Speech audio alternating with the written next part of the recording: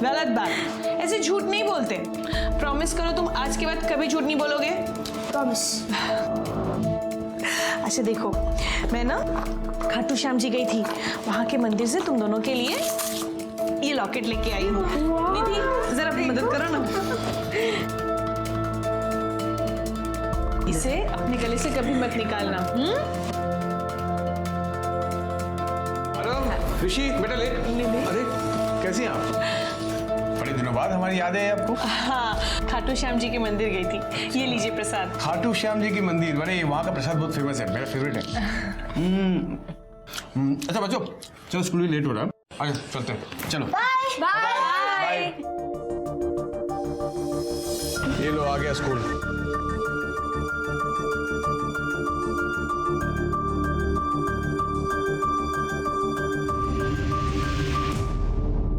अच्छा, अब मैं चलती हूँ। राजीव से भी मिलने जाना है, उसको भी प्रसाद दे आऊं। सुना है मेरी बहन ने मुझे याद किया। अरे अच्छा हुआ तो यहीं आ गया। ये ले, खाटू श्याम जी का प्रसाद लाई हूँ। Thank you so much. अच्छा अब मैं चलती हूँ, मुझे ना बैग पैक करना है। दीदी आप कहीं जा रही हैं? हाँ, ऑफिस के काम से 2 दिन के लिए बाहर जा रही हूँ। बस ये चाबियां देने आई थी। बीच बीच में जरा चक्कर मार लेना, नजर रखना जरा घर पे। दीदी ये भी कोई कहने वाली बात है? अच्छा माँ जी, चलती हूँ। चलो मैं तुम्हें छोड़ने आती हूँ।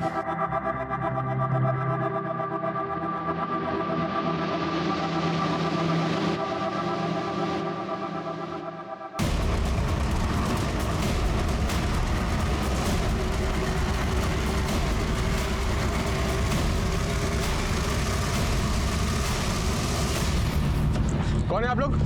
क्या चाहते हैं आप लोग? अरे कहाँ लेके गए आप लोग? कौन है आप लोग? अरे अरे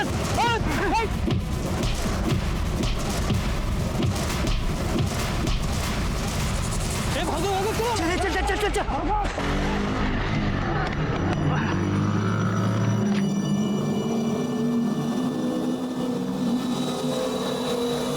बेटा सुरेश, ये चोट कैसे लगी तुझे? अरे माँ बताया ना, मैं गिर गया था। मैं सचमुच गिर गया या मुझसे झूठ बोल रहा है? माँ झूठ बोलता तो तुम पकड़ नहीं लेती। हाँ चल झूठ है। माँ निधि कहाँ है? दिखाई नहीं दे रही। तो राजू के पास गई है ना? पापा आपको पता है आज मम्मी बहुत रो रही थी। माँ बिंदी आई थी क्या?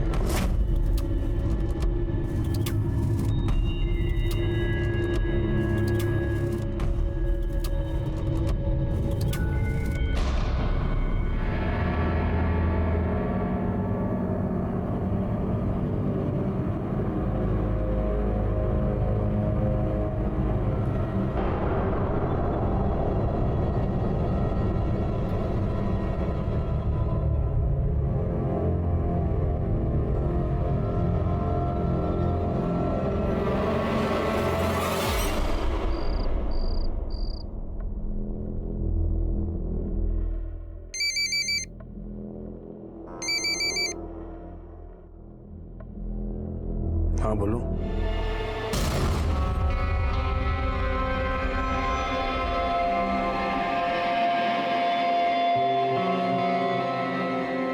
बस दिन में ऑफिस और रात में लैपटॉप।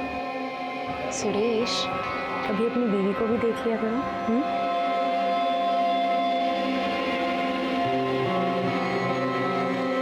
क्या हुआ, ऐसे क्यों देख रहे हो? नहीं कुछ नहीं।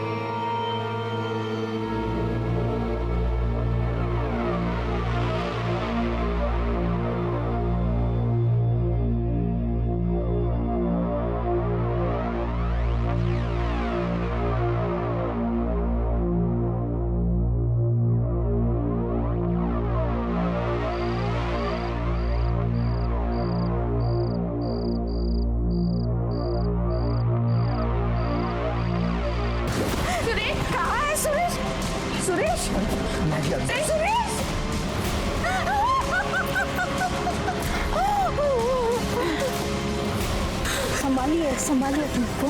क्या हुआ? संभालिए अपने को। पापा पापा पापा क्या हो गया?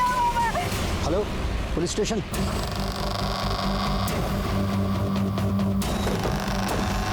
हटिए हटिए वहां से।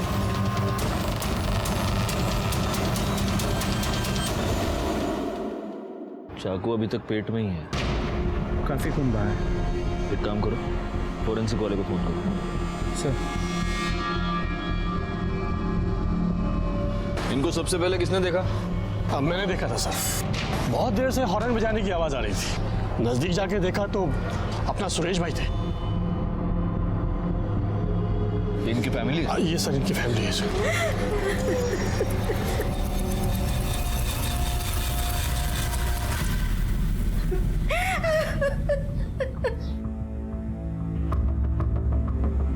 देखिए, मैं समझता हूँ कि इनकी फैमिली बहुत सदमे में है, लेकिन अगर हमें मर्डरर तक पहुँचना है तो हमें कुछ सवाल तो पूछने होंगे। वैसे आप कौन? सर मैं सुरेश जायसवाल जी का साला हूँ, नीति का कजिन ब्रदर, और सामने वाले घर में रहता हूँ। Oh okay. अच्छा मुझे एक बात बताइए, ये सुरेश जायसवाल एग्जैक्टली क्या काम करते थे? सर उनकी मनी लैंडिंग की फर्म थी। अच्छा, तो इस मनी लैंडिंग के सिलसिले में किसी के साथ कोई झगड़ा, कोई दुश्मनी, ऐसा कुछ? साहब, अगर कोई प्रॉब्लम होती भी तो वो हमें क्यों बताता? बहुत लायक बेटा था। हम लोगों को अगर कोई परेशानी होवे, इसके लिए उसने आज तक कभी कुछ भी नहीं बताया हम लोगों को।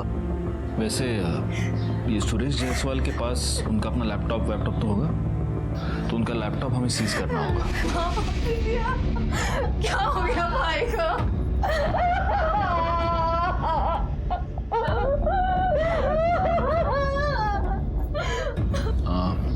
ये कौन है? सर ये जीजाजी की छोटी बहन बिंदिया है, और ये उनके हस्बैंड हेमंत। ठीक है, मतलब उनकी वाइफ से तो अभी बात नहीं कर सकते, मैं समझ सकता हूँ बहुत सदमे में है। लेकिन अगर आपको कुछ भी ज़रूरी इन्फॉर्मेशन याद आ जाए, कुछ भी बात, तो आप प्लीज़ हमें कांटेक्ट कीजिए। जी sir. Take care.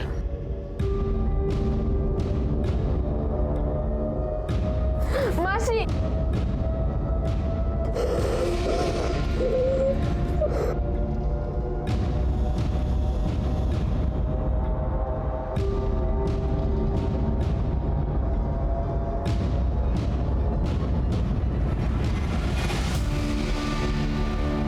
Sir, Suresh Jaiswal के ऑफिस गए थे, लेकिन वहाँ ताला लगा है। पता चला कि वहाँ सिर्फ एक पियून काम करता है, जिसने आज ऑफिस खोला ही नहीं। उसे पुलिस स्टेशन बुला लिया है पूछताछ के लिए। मुझे लगता है गायकवाड़, इस सुरेश जायसवाल का मर्डर किसी प्रोफेशनल रीजन की वजह से ही हुआ, मतलब पैसे का लेन देन वगैरह, और ये सब उसके फ़ोन से ही पता चलेगा। सर, उसका फ़ोन अब तक अनलॉक नहीं हो पाया है, शायद थोड़ा वक्त लगेगा। तब तक एक काम करो, उसकी मोबाइल लोकेशन और कॉल डिटेल्स निकालो। सर, सुरेश जायसवाल की पीएम रिपोर्ट और फॉरेंसिक रिपोर्ट।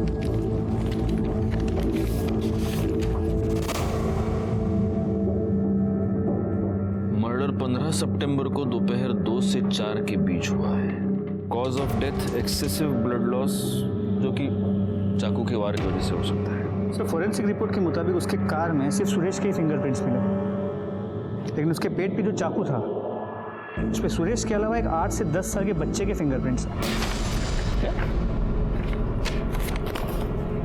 बच्चा? कहीं सुरेश का बेटा आरव तो नहीं? आरव? इतना छोटा बच्चा मर्डर क्यों करेगा? गायकवाड़, मैंने अपने करियर में ऐसे बहुत सारे केसेस देखे जहां पर बच्चों ने मर्डर किया है, इसलिए बहुत हैरानी की बात नहीं है। लेकिन सर, फिर भी आपको ऐसा क्यों लगता है कि आरव मर्डर करे, वो भी अपने बाप का? मैंने एक बात नोटिस की थी, इस आरव के आंखों में दुख नहीं, गुस्सा था। हो सकता है उसने अपने बाप को मर्डर किया, हो सकता है ना भी किया हो, लेकिन कुछ तो गड़बड़ है जिसकी वजह से वो बच्चा उस दिन बहुत ही एबनॉर्मली बिहेव कर रहा था। आपको बच्चों से क्या बात करनी है? सर वो ऑलरेडी सदमे में है, और आप है कि बच्चों से। एक मिनट, हमें सिर्फ उनसे बात करनी है, और वो भी हम आप लोगों के प्रेजेंस में ही करेंगे। प्लीज बुलाइए।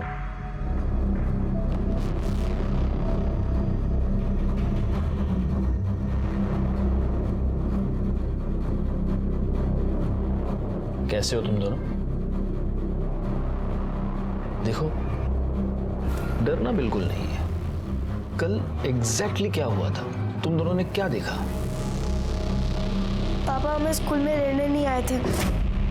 हमने सोचा कि हम खुद चलकर घर चले जाते हैं। फिर वहाँ जाके देखा तो संभालिए, क्या हुआ? संभालिए अपने देखो।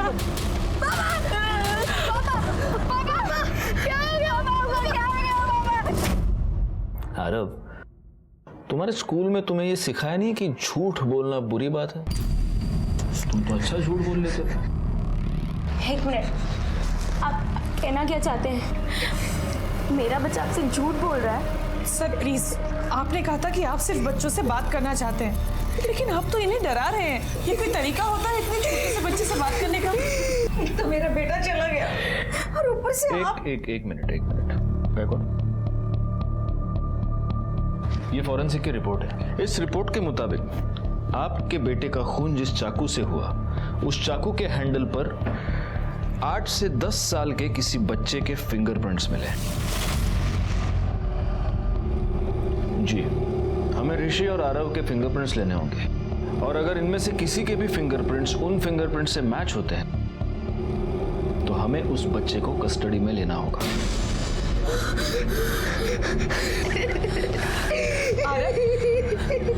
आरव बेटा, तुमने अंदर को सब कुछ सच बताया है ना? हाँ? नहीं मासी, भैया ने झूठ बोला था। तो अब ऋषि, सच क्या है तुम हमें बता दो। चलो। जब हम स्कूल से आ रहे थे तब पापा की गाड़ी बाहर ही खड़ी थी, वहाँ कोई नहीं था, तो हम उधर देखने गए कि क्या हुआ। पापा, पापा ये क्या हुआ आपको? पापा, पापा ये आपको? पापा, पापा, पापा अभी चाकू लगा, रुक निकल तू। पापा,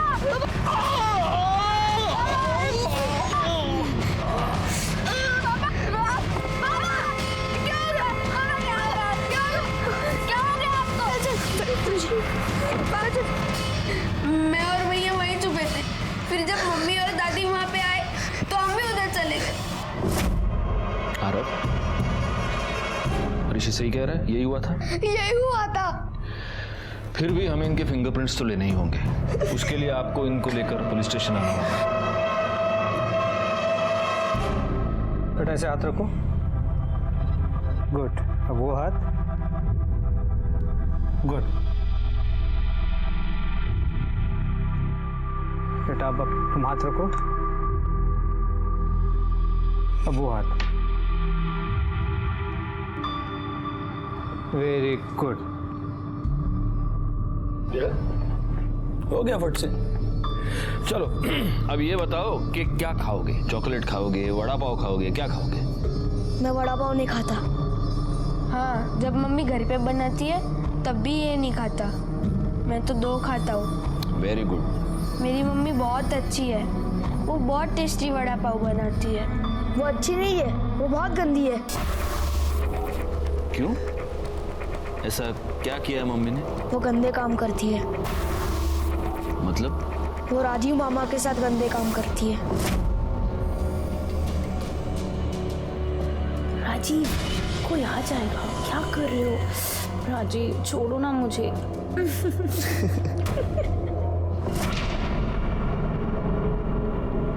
लेकिन बेटा, तुमने तो सिर्फ आवाज सुनी थी, तुमने अपने राजीव मामा को देखा थोड़ी था। वो राजीव मामा ही थे। मैंने क्या कि मारते? नहीं मारते थे। अरे ऋषि, आरव, ऐसे अच्छे बच्चे झगड़ा नहीं करते। बैठो बैठो बैठो बैठो। अरे वाह ऋषि, तुम्हारे गले में लॉकेट तो बहुत प्यारा है। अरे सेम, दोनों के गले में सेम लॉकेट है। वाह, वेरी नाइस। अच्छा आरव, चलो अब मुझे एक बात बताओ, कल तुम इतना गुस्सा क्यों थे? बोलो। देखो, अगर तुम बोलोगे नहीं तो तुम्हारे फादर के मर्डरर को हम कैसे पकड़ेंगे? तुम नहीं चाहते वो पकड़ा जाए? हाँ बोलो। मुझे पता है राजीव मामा ने ही पापा को मारा होगा, इसलिए मैं इतना गुस्से में था। तुम्हें कैसे पता है? राजीव मामा हमारे घर के सामने वाले घर में ही रहते हैं। मम्मी उनके घर रोज जाती है। इस बात से पापा को गुस्सा आता था, इसलिए वो झगड़ा करते थे।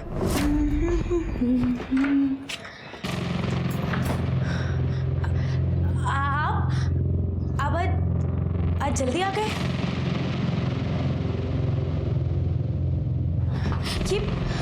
ये चोट कैसे लगी आपको? बोलिए ना, कुछ बोल क्यों नहीं रहे? मैंने सुना तू रो रही थी आज। हाँ? दिमाग खराब था तेरा ना, और अब गाने गुनगुना के आ रही है। क्यों? अच्छा, वो अपना भाई के साथ चिपक के ठीक हो गई तू? कैसी बातें कर रहे हैं आप? वो मेरा भाई है, भाई। आपको शर्म नहीं आती ऐसी बातें करते हुए? अरे तुझे अपने भाई के साथ रंगरेलिया मना के शर्म नहीं आ रही, तो मुझे सच बोलने में शर्म क्यों आएगी? हाँ? आरव अपनी माँ से नफरत करता है और ऋषि अपने बाप से, और इन दोनों बच्चों ने जो भी बताया उससे ये राजीव तो इस केस में प्राइम सस्पेक्ट बनता है गायकवाड़। सर, इन बच्चों का बचपना हो सकता है, उनकी बातों में हम विश्वास कर सकते हैं क्या? हो सकता है बच्चे सच कह रहे हैं। अगर सच कह रहे हैं तो उसका कुछ ना कुछ क्लू तो हमें मिलेगा ही। अच्छा, एक बात बताओ, तुमने सुरेश जायसवाल का लैपटॉप चेक किया? जी सर, लेकिन उनमें ऐसे कुछ फोटोज नहीं मिले। हो सकता है उसने फोटोज डिलीट कर दिए हो। गायकवाड़, सबसे पहले एक काम करो, निधि और राजीव दोनों के कॉल रिकॉर्ड्स और मोबाइल लोकेशन निकालो। सर, सूरज के घर के पास से हमें 2 सीसीटीवी फुटेज मिले, जिनमें से एक 1.5 किलोमीटर के अंतर पर है और दूसरा 500 मीटर। ओके। सर, ये वो 1.5 किलोमीटर दूर वाला सीसीटीवी फुटेज है। एंगल की वजह से कुछ क्लियर नजर नहीं आ रहा। दूसरा देखो। सर, इसमें तो क्लियर नजर आ रहा है, उसके पेट में चाकू है और फिर भी गाड़ी चलाते हुए जा रहा है। एक बात बताओ गायकवाड़, ये बच्चों का स्कूल इसके घर से कितनी दूरी पर है? सर, 700 मीटर, शायद इन दोनों कैमरास के बीच। तो ये हो सकता है कि सुरेश जायसवाल ने इन दोनों बच्चों को स्कूल से पिकअप किया, इन बच्चों ने ही सुरेश को चाकू मारा और फिर बच्चे भाग गए। या फिर ये भी हो सकता है कि स्कूल के आसपास किसी ने सुरेश पर अटैक कर दिया। लेकिन सर, सुरेश के मोबाइल रिकॉर्ड्स के मुताबिक उसे आखिरी कॉल गोखले चौक के एक पीसीओ से किया गया। उसकी मोबाइल लोकेशन के मुताबिक वो वहाँ गया भी था और वहाँ से वो घर लौटा, जहाँ वो अपनी गाड़ी में मरा हुआ मिला। तो ये हो सकता है कि इस पीसीओ के आसपास ही किसी ने उस पर अटैक कर दिया हो। एक काम करो, उस पीसीओ वाले से पता करो, देखो उसको उस बंदे का चेहरा याद है क्या जिसने सुरेश जायसवाल को कॉल किया था? हो सकता है उसे कुछ याद हो। सर, सूरज जायसवाल का प्यून प्रकाश आया। भेजो उसे। नहीं साहब, ऑफिस में कुछ नहीं है साहब। ऐसे कैसे कुछ नहीं है? अरे कुछ तो होगा ना, क्या सिर्फ टेबल कुर्सी ऑफिस में? किसी क्लाइंट की फाइल, हिसाब किताब कुछ तो होगा। साहब, मेरी बात का यकीन कीजिए साहब, वहाँ कुछ नहीं है। फाइल तो क्या, किसी के नाम का एक कागज तक नहीं है सर। अगर आपको विश्वास हो तो आप चलकर खुद देख लीजिए। मैंने कहा था ना गायकवाड़, मनी लेंडर आदमी है, पीछे कोई भी सबूत नहीं छोड़ेगा। अच्छा, एक बात बताओ, तुम्हारे साहब का किसी से कोई झगड़ा था? मतलब तुमने कुछ देखा हो ऑफिस के अंदर, ऑफिस के बाहर, कहीं भी, कुछ भी? साहब, बाहर का तो कुछ पता नहीं है, लेकिन कुछ दिन पहले उनकी बहन और जीजा आए थे सर। हिस्से के नाम पे मुझे मिला ही क्या है? हाँ, हिस्से के बाद भी बहुत कुछ दिया है मैंने तुम्हें। क्यों नहीं दिया मैंने, बताइए। इनसे क्या बात कर रहे हो? मुझसे बात करो, मुझसे। क्या प्रकाश, पानी दिया ना? जाओ। चुप क्यों जीजा जी, बताइए। ठीक है, मैं बता देता हूँ। वो मैंने पिछले 2 साल में सुरेश से 2 करोड़ रुपए उधार लिए हैं। हाँ, तो अपने जीजू को थोड़ा सा क्या दे दिया तो इतना सुना रहे हो, और अपने साले को इतना बड़ा घर दे दिया, उसका क्या? वो घर मैंने नहीं, पापा ने दिया था उसे, और पापा के डिसीजंस के अगेंस्ट में जा नहीं सकता, समझी तुम? पापा का बहाना मत बनाओ, साफ साफ बोलो कि तुम जोरू के गुलाम हो और अपने साले से वो घर वापस नहीं ले सकते। थोड़ा सोच समझ के बोलो, तुम क्या बोल रही हो। एक काम कीजिए, आप लोग यहाँ से जाइए, जाइए। जितना कर सकता था कर चुका हूँ मैं, अब मैं तुम लोगों के लिए कुछ नहीं कर सकता। खड़ी क्यों, जाइए। सर, गुस्से में बोली गई बात का मतलब ये नहीं होता कि मैं अपने सगे भाई को मार दूं, और मैं वहाँ पे अपने हक मांगने के लिए गई थी। और जब तुम्हें तुम्हारा हक नहीं मिला तब तुमने अपने भाई को मार दिया। सर, मैं क्यों मारूंगी उसे? 15 सितंबर को दोपहर 2 से 4 के बीच तुम कहाँ थी? घर पर। और तुम? मैं बाहर गया हुआ था सर। कहाँ? सर, मैं अपने दोस्त रमेश पाटिल से मिलने गया था सर। फोन लगा उसको। सर, उसका फोन चल नहीं रहा है। एड्रेस दो। सर, नासिक में है ही नहीं, वो राजस्थान गया सर किसी काम से। राजस्थान गया तो अपना घर उठाकर साथ ले गया क्या? घर का एड्रेस दो। रानी, एड्रेस क्या झगड़ना? तुमने सुरेश जायसवाल को धमकी दी और उसके 4 दिन बाद उसका मर्डर हुआ। तुम दोनों इस केस में प्राइम सस्पेक्ट हो। जब तक ये केस सॉल्व नहीं होता तुम में से कोई भी नासिक छोड़कर जा नहीं सकता। हेमंत के कॉल रिकॉर्ड्स और मोबाइल लोकेशन निकालो, चेक करो ये सच बोल रहा है या नहीं। सर। और ये भी पता करो कि उसका दोस्त वो रमेश पाटिल वो वाकई राजस्थान गया है या नहीं, क्योंकि मुझे ये हेमंत बड़ा गड़बड़ आदमी लगा। सर सूरज जायसवाल का फोन अनलॉक हो गया, देखिए इसमें क्या मिला। अगर मुझे कुछ हो जाता है तो उसके जिम्मेदार ये 4 लोग होंगे। ओरिजिन सॉल्यूशन के ओनर रोहन लौस्कर, नवीन गडकरी, इन दोनों को मैंने 10 करोड़ रुपए दिए थे और पिछले 8 महीने से इन्होंने मुझे एक भी इंटरेस्ट नहीं दिया है।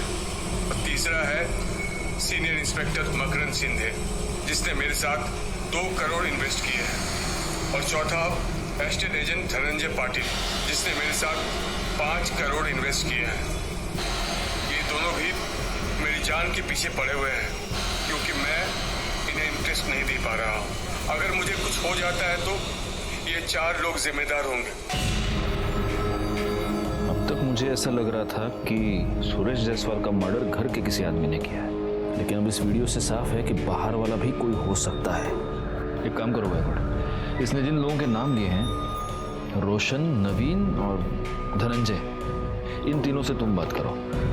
तब तक मैं सीनियर पीआई मकरंद शिंदे से बात करता हूँ। क्या प्रूफ है आपके पास कि मैंने 2 करोड़ रुपए दिए थे?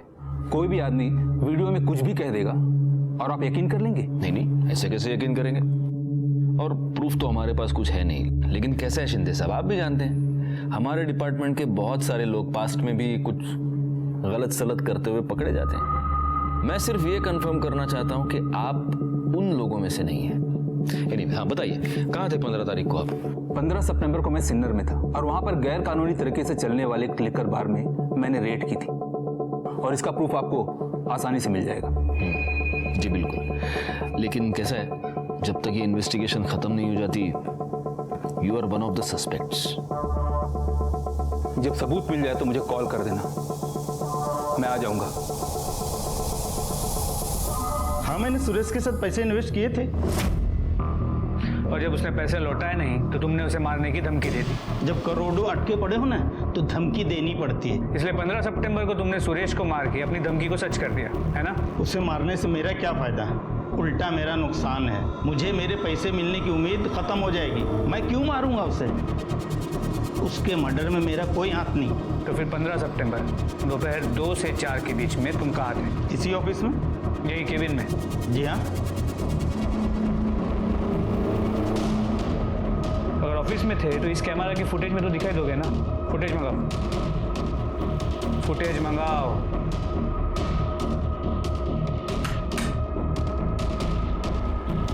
जी सर।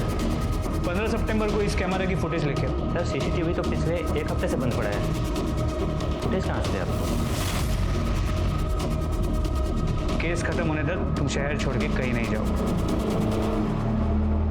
सर हेमंत झूठ बोल रहा है। 15 सितंबर को सुरेश का मर्डर हुआ, तब हेमंत जिस रमेश पाटिल से मिलने की बात कर रहा था। सर मैं अपने दोस्त रमेश पाटिल से मिलने गया था सर। वो तो पिछले 3 महीने से राजस्थान में, और इन्फॉर्मेशन हमें उनके घर वालों से ही मिली है।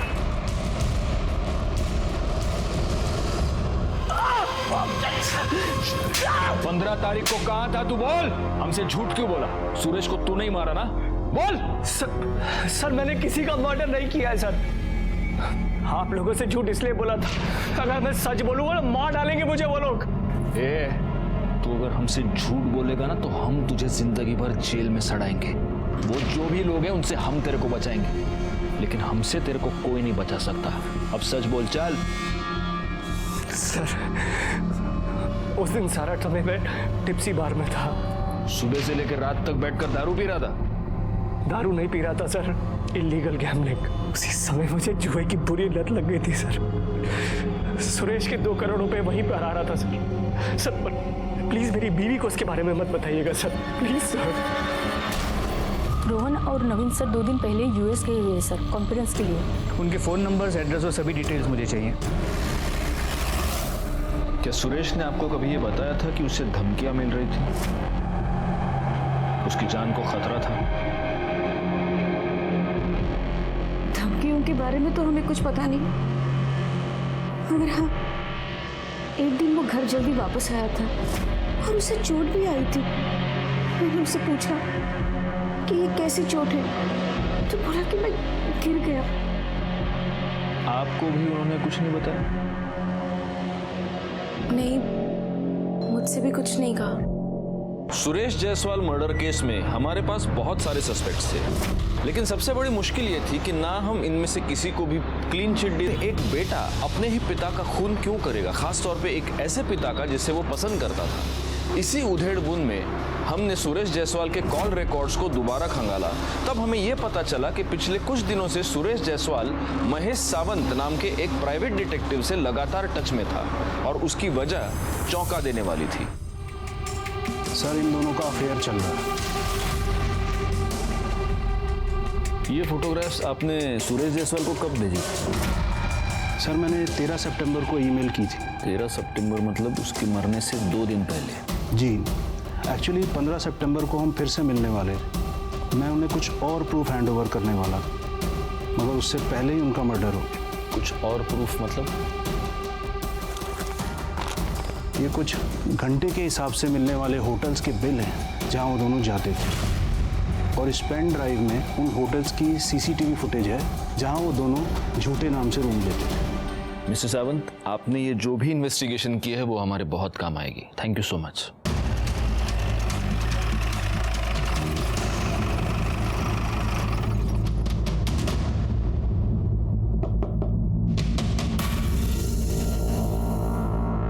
सर, ये घर मुझे जीजाजी के पापा ने रहने के लिए दिया है ताकि मैं उन लोगों के आसपास रह सकूं और उनका ख्याल रख सकूं। कितने साल से हो यहाँ पर? सर, निधि की शादी को 10 साल हो गए। उसकी शादी के कुछ समय बाद ही मैं यहाँ आ गया था। अच्छा, और उसके पहले भी टच में थे? हाँ सर, निधि मेरे ताऊजी की लड़की है। सर, बहन है मेरी, तो टच में तो रहूंगा ना। बस इतना ही? हाँ सर। गायकवाड़,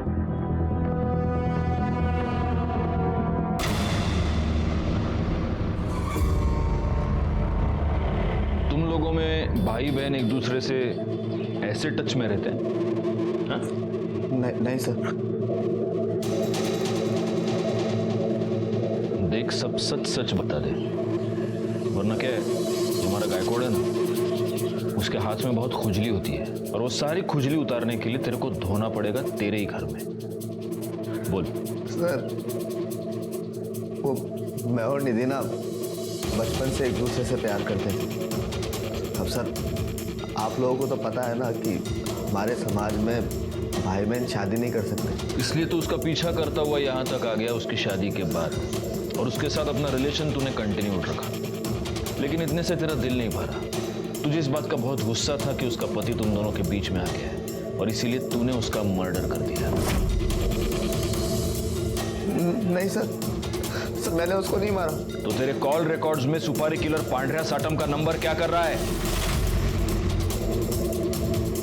मौसम का हाल जानने के लिए फोन करता है क्या उसको? हाँ? गायकवाड़ ऐसे नहीं बोलेगा। हम चल के निधि से बात करते हैं, तब तक रानी इसको उठा के डाल दो गाड़ी में और पुलिस स्टेशन ले जाके फोड़ना शुरू कर दो। सर, निधि तो घर पे नहीं है, वो तो मार्केट गई है। पर बात क्या है सर? वो जैसे ही घर आती है हमें इन्फॉर्म कर दीजिए। मगर क्यों?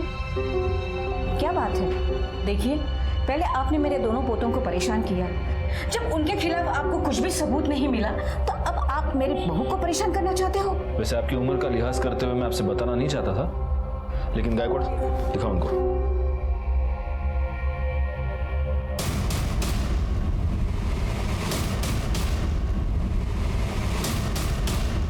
बच्चों, जल्दी से अंदर चले जाओ। वैसे कोई जरूरत नहीं है, ये बात सबसे पहले मैं उन्हीं से पता चली। हमने राजीव से बात कर ली, उसने ये सब कबूल कर लिया है। अब जब निधि घर पर आ जाए तो हमें इन्फॉर्म कर दीजिए।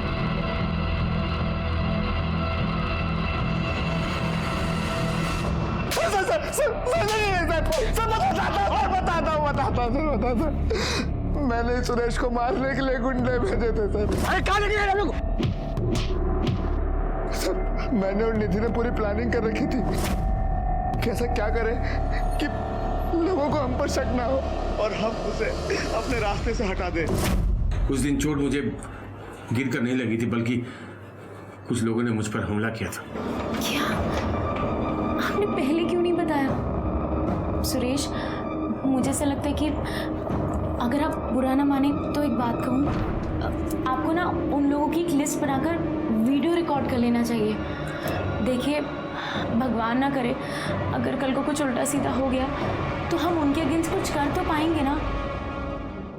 तो वो वीडियो बनाने का आइडिया तुमने सुरेश को दिया था ताकि ब्लेम उन 4 लोगों पर आए, और वो वीडियो बनते ही दूसरे ही दिन तुमने सुरेश का मर्डर कर दिया। नहीं सर, मैंने सुरेश को नहीं मारा सर। गायकवाड़, इसको तब तक ठोकते रहो जब तक ये सच न बोले। नहीं सर। पांडा का पता चल गया, उठा लो उसको।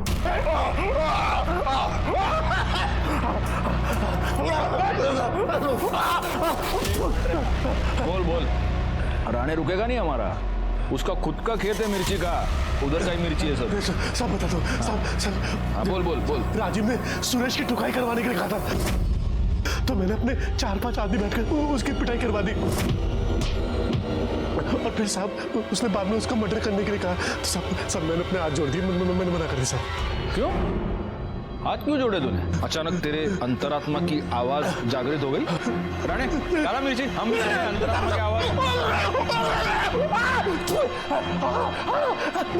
बोलता मिर्ची मत लाइए, बोलता था सब, क्योंकि साहब उसने मेरे पुराने पैसे नहीं दिए थे। सब खाली पॉकेट खाए को मैं किसी का मर्डर करूंगा साहब। हाँ, ये थोड़ा लॉजिकल लग रहा है। खैर, सुरेश को तूने मारा या नहीं है तो हम पता लगा के रहेंगे, लेकिन उस पर असॉल्ट करने के युग में तो तू यहीं रहेगा और राणे के हाथ से मिर्ची खाता रहेगा। ठीक है सर। बिंदिया का फोन था, निधि घर पे वापस आ गई। 2 लेडी कांस्टेबल्स को लेके जाओ और निधि को यहाँ ले आओ।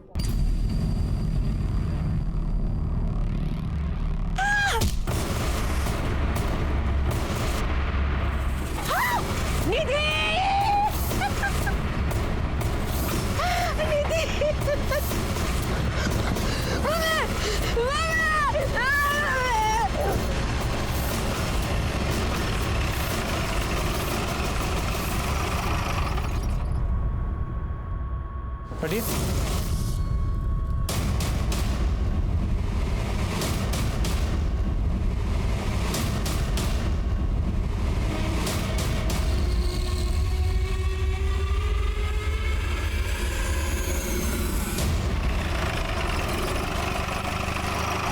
सर, पूछताछ से पता चला कि निधि रोज शाम को कपड़े कलेक्ट करने के लिए टेरेस जाती है, और आज भी गई। लेकिन उसके पहले बिंदिया और सुरेश की माँ ने उसे अपने और राजू के अफेयर के बारे में इतना कुछ सुना दिया कि काफी दुखी हो गई। इस बेशरम औरत से क्या बात कर रही हो माँ? मैं तो कहती हूँ इसे और इन दोनों बच्चों को घर से धक्के मार के बाहर निकाल देते हैं। और कौन जाने कि ये दोनों बच्चे सुरेश भाई के हैं या फिर उस कमीने राजीव के। जा, दूर हो जा मेरी नजरों से। तो हो सकता है उसी दुख में उसने टेरेस से कूद के सुसाइड कर लिया। गायकवाड़, पिछले 10 साल से बिना अपने पति की परवाह किए, बिना अपने बच्चों की परवाह किए, ये अपने भाई के साथ अफेयर चला रही थी। आज अचानक से इसके मन में गिल्ट आ गया और इसने सुसाइड कर लिया। राणे, जरा पूरे घर की तलाशी लो, अगर कुछ भी सस्पिशियस मिलता है तो जब्त कर लो। मैडम, आप जरा बॉडी चेक कीजिए। एक बात बताओ गायकवाड़, जब ये वारदात हुई तब घर में कौन कौन था? सुरेश की माँ, उसकी बहन बिंदिया, दोनों बच्चे आरव और ऋषि।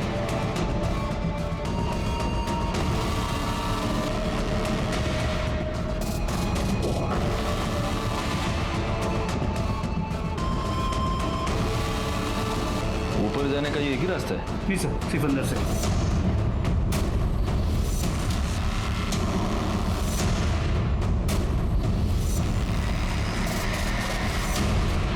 ये नीचे कूदी नहीं है गायकवाड़, इसे किसी ने धक्का दिया है, क्योंकि अगर ये खुद कूद जाती तो इतनी दूर जाकर नहीं गिरती, यहीं नीचे ही गिरती।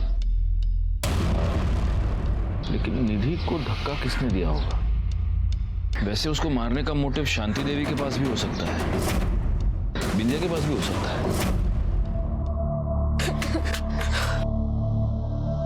मासी, मासी।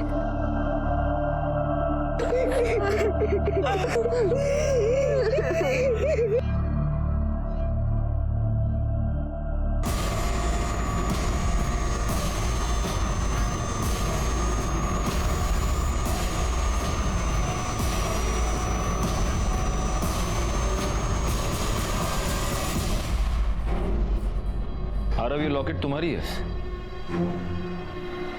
मेरा लॉकेट? हाँ, ये लॉकेट तुम्हारा है और ये लॉकेट मुझे छत पर पड़ा हुआ मिला। ये लॉकेट वहां कैसे पहुंचे? अंकल मैं अपने और ऋषि के कपड़े लेने गया था। लेकिन ये काम तो रोज तुम्हारी माँ करती थी, तो आज तुम क्यों गए? हम बैग पैक कर रहे थे। हम मम्मी को छोड़ के मासी के पास रहने जा रहे थे। आरव सच कह रहा है सर। इसने मुझे फोन करके यहाँ जो कुछ भी हुआ वो सब बताया था। ये दोनों निधि को छोड़कर मेरे पास आकर रहना चाहते थे। मैंने कहा कि मैं आती हूँ, बात करती हूँ। मैं नहीं चाहती थी कि आरव और ऋषि निधि को छोड़कर जाए। जब आरव ने फोन किया तभी आ जाती तो आज शायद निधि जिंदा होती। आरव, अब मुझे बिल्कुल सच सच बताओ कि जब तुम ऊपर गए तब क्या हुआ? मैं ऋषि और मेरे कपड़े लेने गया था। फिर आवाज आई।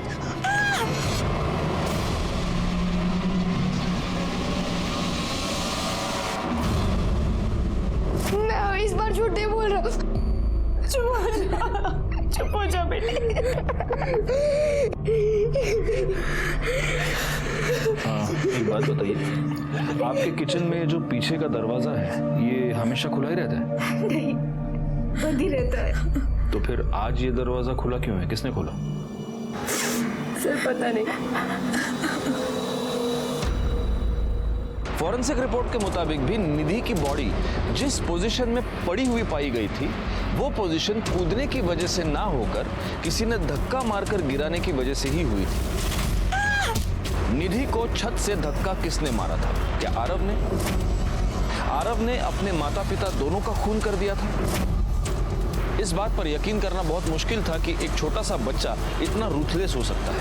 और तभी हमें इस केस में दो बड़ी लीड्स मिली जो हमें इस केस को सॉल्व करने के बहुत पहुंचे। राइट जी। झूठ बोल रही हैं आप निधि के घर पर शुरू से ही मौजूद थी। ये है आपकी मोबाइल लोकेशन। इसमें साफ पता चल रहा है कि आप बहुत पहले से ही उस घर में मौजूद थी। यह आपकी फिंगरप्रिंट्स की रिपोर्ट है। निधि के घर में जो पीछे वाला दरवाजा है उसके बाहर के हैंडल पर आपके फिंगरप्रिंट्स हैं और अंदर वाले हैंडल पर आरव के। आप उस दिन निधि के घर पर पीछे के दरवाजे से गई थी। एक और बात, सुरेश जायसवाल का जिस दिन मर्डर हुआ था उस दिन उसको गोखले चौक के एक पीसीओ से फोन आया था। रिकॉर्ड दिखाओ। उस पीसीओ के आसपास की सीसीटीवी फुटेज हमें मिली है और उस सीसीटीवी फुटेज में ये आप हैं।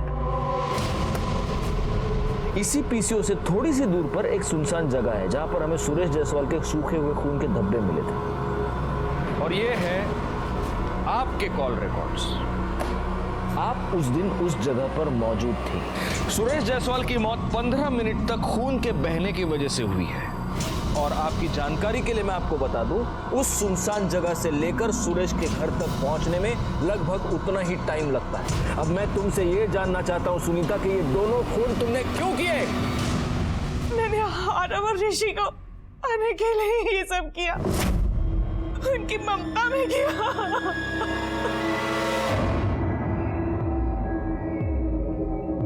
ये कैसी ममता है तुम्हारी? जिन दो बच्चों से तुम बेहद प्यार करती थी तुमने उन्हीं दो बच्चों को अनाथ बना दिया और उनको अनाथ बनाने के बाद तुम उन्हें अपनाना चाहती थी। हाँ, मेरी शादी के 1 साल के अंदर ही मैं प्रेग्नेंट हो गई। फिर मेरे हस्बैंड की डेथ हो गई और मेरा मिसकैरेज हो गया। डॉक्टर्स ने मुझे कहा कि मैं फिर से मां नहीं बन सकती। मेरा लगाव आरव और ऋषि की तरफ बढ़ने लगा। मैं उन्हें अपने बच्चों की तरह देखने लगी और वो लोग भी मुझे अपने माँ बाप से ज्यादा प्यार करते थे। और मुझे निधि और राजीव के बारे में भी पता चल गया था। निधि और सुरेश के झगड़ों के बारे में मुझे बच्चों ने बताया। मैंने तभी डिसाइड कर लिया कि मैं इन दोनों को मार कर मैं बच्चों को अपने साथ ले जाऊंगी। गोखले चौक के पीसीओ से मैंने फोन करके कहा कि जरूरी बात करनी है। ये कहकर मैंने सुरेश को वहां बुलाया। मुझे डर था कि अगर सुरेश बच गया तो वो सबको मेरे बारे में बता देगा, लेकिन वो मर गया। अब निधि की बारी थी। मुझे पता था कि निधि रोज शाम को छत पर कपड़े लेने जाती थी, लेकिन मैं सबकी नज़रों से बचकर वहाँ जाना चाहती थी। मैंने आरव से झूठ बोला कि मैं उसकी मम्मी से बात करने आ रही हूँ, पीछे का दरवाज़ा खुला रखे।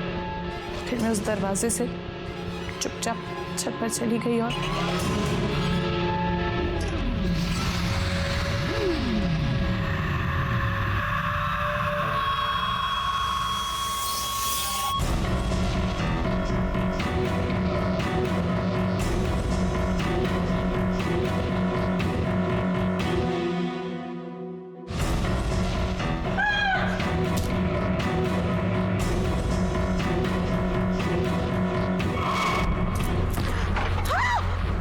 मैंने आरव के जाने का वेट किया और उसके जाने के बाद चुपचाप उसी दरवाजे से बाहर निकल गई। उसके बाद मैं आप लोगों के आने के बाद वहाँ पहुँची ताकि सबको यही लगे कि मैं तभी पहुँची थी और किसी को मुझ पर शक ना हो। मैंने ये सब आरव और ऋषि के लिए की, लेकिन शायद मेरी किस्मत में वो है ही नहीं। सुरेश जायसवाल और निधि जायसवाल के मर्डर के जुर्म में मैं तुम्हें अरेस्ट करता हूँ सुनीता। क्यों जाना? ये एक ऐसा केस था जिसमें एक छोटे से बच्चे से लेकर बड़ों तक सारे सस्पेक्ट्स थे, लेकिन अंत में जो गुनहगार निकला उस पे पूरी केस के दौरान हमारी कभी नजर ही नहीं पड़ी थी। एक सीधी साधी दिखने वाली औरत ने अपनी ही बहन और जीजा का खून कर दिया था उनके बच्चों को हथियाने के लिए। उसकी ये वाहियात इच्छा उसके लिए गुनाह की सबसे पहली दस्तक थी। उसे वो समझ नहीं पाई और अपने आप के लिए उसने जेल का रास्ता चुन लिया। खैर, मैं सीनियर इंस्पेक्टर राजेश जाधव आपसे विदा लेता हूँ। दोबारा मिलूंगा, तब तक सतर्क रहिए और देखते रहिए क्राइम पेट्रोल दस्तक, क्योंकि मकसद बताना नहीं, बचाना है।